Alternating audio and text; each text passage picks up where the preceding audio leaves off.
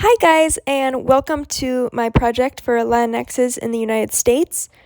My project will be over La Raza and how colonialism haunts Latin American communities and countries to this day, even 500 years after the colonialism of Spain, and how the casta system impacts communities.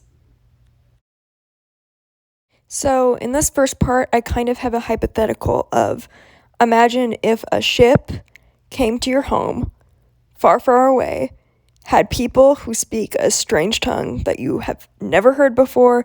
This isn't related to anything on Earth. And there are animals aboard that you have never ever seen.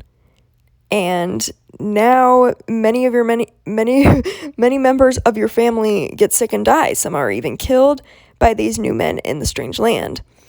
But once they fully take over, they don't kill everyone. Unlike the people up north, the British, they make sure to keep a lot of people alive, actually, so that they can put them into the casta system. And in this system, the standards are set by the colonizers who did all these things, who brought the diseases, who went on your land, who did all this stuff. The standards are set by the people who hurt you and your family and brought all these terrible things.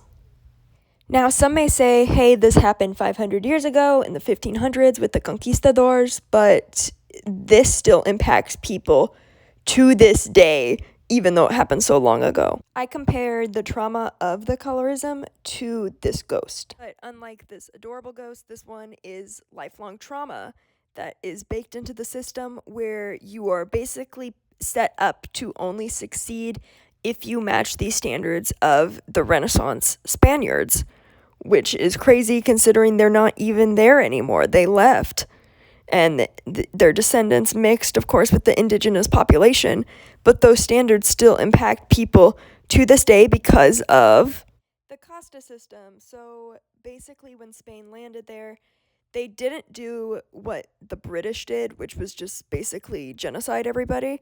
They strategically kept a lot of people alive. They still murdered a bunch of people, and it was still really tragic.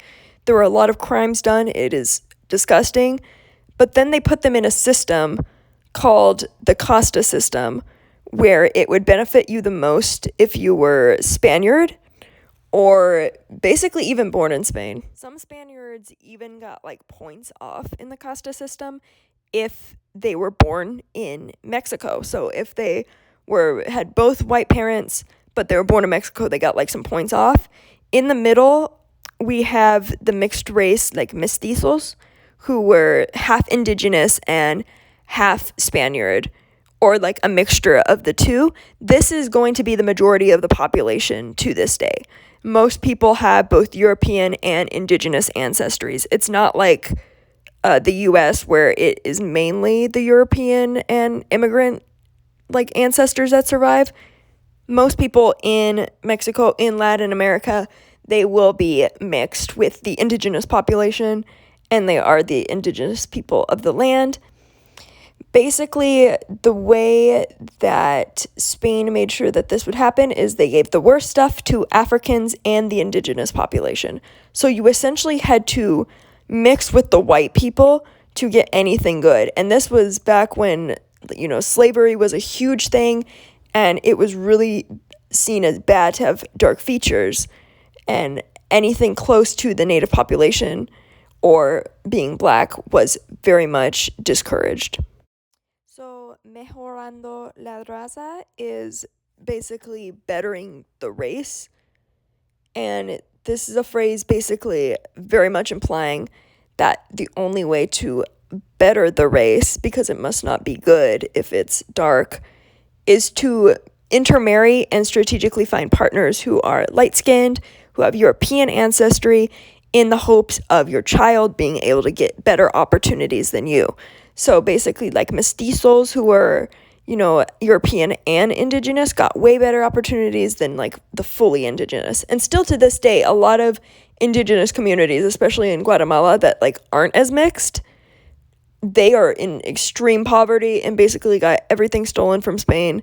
It's heartbreaking, it's really messed up, and it's really bad. But implying that the race wasn't good to begin with leads to so much self-hatred and internalized racism, and by not being given like these nice things as opposed to the Spanish, it has had lasting impact on the communities.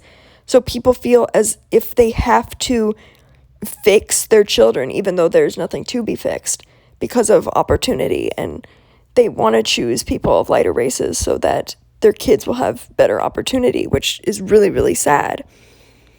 And when people usually talk about bettering themselves, they talk about like education and stuff, but to not be better, it really shows kind of how Spain really messed with people and messed with the society, because, you know, a lot of educational opportunities are stripped away with darker skinned populations, even to this day. But there's another part of this, which is the sexism, which is the beauty queue, which is basically implying that women with the lightest features, most close to that European Germanic ideal, are the most beautiful, and that leads to like a lot of internalized things and a lot of like families saying pretty nasty stuff to their daughters. This woman here is Eva Longoria, and she is Mexican American. She's like from Texas, but her parents are like from Mexico, and her mom was very, very, very blonde. She was a very light-skinned Latina woman who had hazel eyes, and Eva had 3 sisters who also had this coloring. And this is one of the most gorgeous women ever. And keep in mind that her own mother called her La Prieta Fea, aka the ugly dark one. There is so much to unpack there, because it shows all of the Spanish trauma and colonialism and how the casta system 500 years later is still impacting communities in Latin America, in America. It's just crazy.